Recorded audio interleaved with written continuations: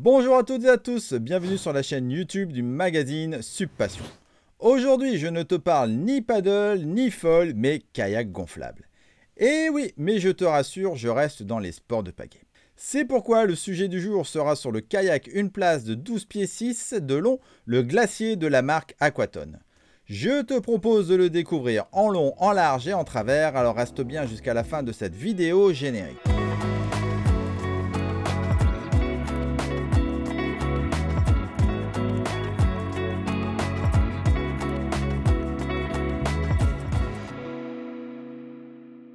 Pour commencer, ses caractéristiques. Ce kayak gonflable est fabriqué en drop stitch, mais ce qui est le plus impressionnant, c'est sa construction avec des panneaux ultra tendus qui lui donnent une vraie forme de kayak. À l'extérieur, tu as une matière très lisse et hydrodynamique. Il fait 12,6 pieds de long par 29,5 pouces de large et 12 pouces d'épaisseur, soit 381 cm de long par 75 cm de large et 30 cm d'épaisseur. Il est fait pour un poids max utilisateur de 145 kg et le kayak pèse 16 kg. À l'heure où je te parle, le prix n'est pas encore connu. Pour qui est destiné ce kayak glacier d'Aquaton? En premier, c'est un kayak pour ceux qui recherchent un moyen de naviguer sur l'eau et qui ne prend pas beaucoup de place.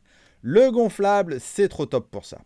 Ensuite, malgré que ce soit du gonflable, il est extrêmement rigide et sa forme ressemble vraiment à la forme d'un kayak classique. Enfin, il conviendra à tout le monde et à peu près à tous les niveaux. Maintenant, unboxing. Tout ce beau matériel tient dans un sac de transport de 165 litres. Sur le devant, tu as le logo Aquaton avec une sangle de serrage. Sur les côtés, tu as des filets d'aération et à l'arrière des sangles de portage.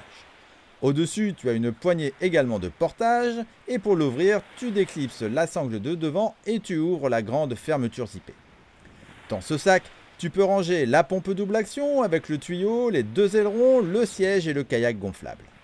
Bien évidemment, il est livré aussi avec un kit de réparation et une notice. Il est temps de gonfler le kayak et de préparer les accessoires. Pour commencer, il te faut le déplier et le gonfler. Pour le gonfler, tu as à ta disposition une pompe double action Aquaton. Elle a une entrée inflate pour gonfler et une entrée deflate qui te permet d'aspirer entièrement l'air à l'intérieur et de faciliter son rangement. Le manomètre est tout ce qu'il y a de plus classique, mais surtout il faut que tu regardes les PSI. Ouvre le capuchon de la première valve, c'est-à-dire la valve du plancher ou du pont. Assure-toi que cette dernière soit bien en position de gonflage, c'est-à-dire avec le bouton du milieu en position haute. Introduis l'embout du tuyau de pompe dans la valve et tu peux commencer à pomper. Il est conseillé de gonfler le kayak jusqu'à 5 PSI. Une fois que c'est fait, tu fais la même chose avec la grosse chambre principale et ensuite les deux du côté. 5 PSI, c'est vraiment le minimum, ne t'amuse pas à moins le gonfler, sinon tu vas avoir une banane et tu ne vas pas avancer. Avant d'aller sur l'eau, assure-toi que les valves d'auto-vidange au fond soient soigneusement fermées. Voilà, ton kayak est gonflé. Avant d'aller sur l'eau, tu dois mettre les deux ailerons.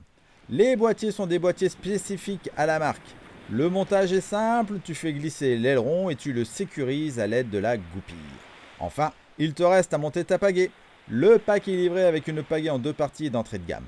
Elle se clipse très facilement. Voilà, maintenant tu peux aller naviguer.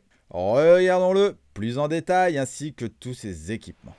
À l'avant, tu as un gros nose noir bien rond anti-collision en caoutchouc. Tu as également une poignée de portage en nylon et néoprène confortable. Ensuite, tu as un filet de pont avec 6 D-rings ou anneaux pour y fixer ton sac étanche par exemple.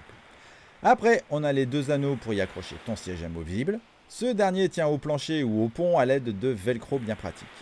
À l'intérieur, on a un pad en EVA en diamant, les différentes valves, les anneaux du siège et les évacuations de vidange d'eau. À l'arrière, on a le même filet mais plus petit et la même poignée de portage. Donc ce n'est pas simple au début de reconnaître l'avant et l'arrière, heureusement qu'il y a les couleurs.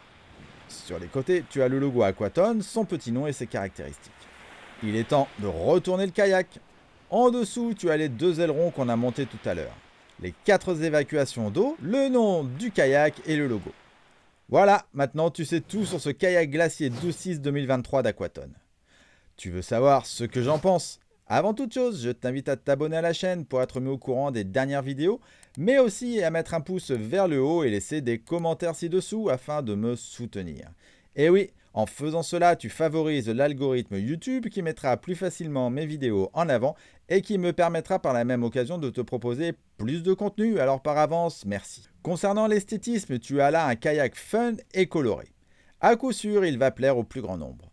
Ensuite, sur l'eau, avec ses 12 pieds 6 de long et ses 29,5 de large, c'est un kayak stable, mais il faut quand même un temps d'adaptation.